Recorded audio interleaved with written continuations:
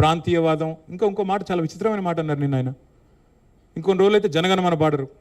మాకు జనగణమన మాకు నేర్పించాల్సింది ఏం లేదు. దేశభక్తి గురించి మాకు పవన్ కళ్యాణ్ గారి దగ్గర పాఠాలు నేర్చుకోవాల్సిన అవసరం లేదు. ఈ నేల ఆనాడు నిజాం సర్కార్కు వ్యతిరేకంగా పోరాటం చేసిన నేల, కమ్యూనిస్టులు కదం దొక్కిన నేల ఇది. కాబట్టి మాకు పోరాటాలు కొత్త కాదు, మాకు యుద్ధాలు కొత్త కాదు, త్యాగాలు కొత్త కాదు. మాకు వాటి గురించి జాతీయ భావన ఉంది. ఇక్కడ దేశాన్ని గౌరవించే సంస్కృతి ఉంది. We contribute to the nation.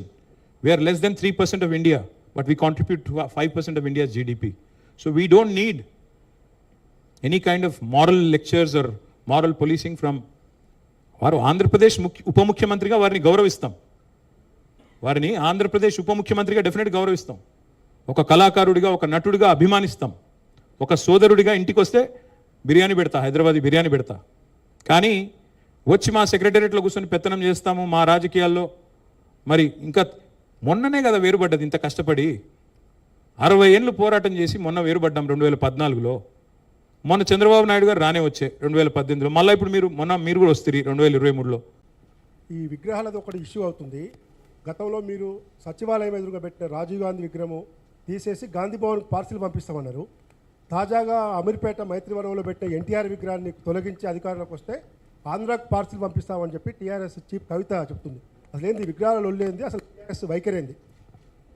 భయ ఇంకా ఇంపార్టెంట్ సబ్జెక్టులు చాలా ఉన్నాయి. రేవంత్ రెడ్డి యొక్క డైవర్షన్ గేమ్లో మీరు కూడా పడ్డట్టున్నారు. పాపం రేవంత్ రెడ్డి గారికి పరిపాలన చేత కాదు కాబట్టి ఇట్లా అప్పుడప్పుడు టైంపాస్ కార్యక్రమాలు పెట్టి రాగానే తెలంగాణ తల్లి విగ్రహం మార్చేశారు, రూపం మార్చారు. ఇంటికి తులం బంగారం మీద పెళ్లికి తులం బంగారం ఇస్తాన రేవంత్ రెడ్డి గారు తెలంగాణ తల్లినెత్తిన ఉన్న బంగారు కిరీటం మాయం చేసిండు, నడుముకున్న వడ్డానం కూడా ఎత్తుకుపోయిండు. అట్లాంటి ఆయన గురించి ఏం మాట్లాడతాం? తెలంగాణ తల్లి రూపం మార్చాడు.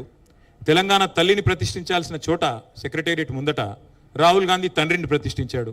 అసలు రాహుల్ గాంధీ తండ్రికి తెలంగాణకి ఏం సంబంధం నాకైతే తెలియదు, ఆయనకే తెలవాలా. మళ్ళీ నిన్న కాక మొన్న ఎన్టీ రామారావు గారు విగ్రహం పెట్టారు.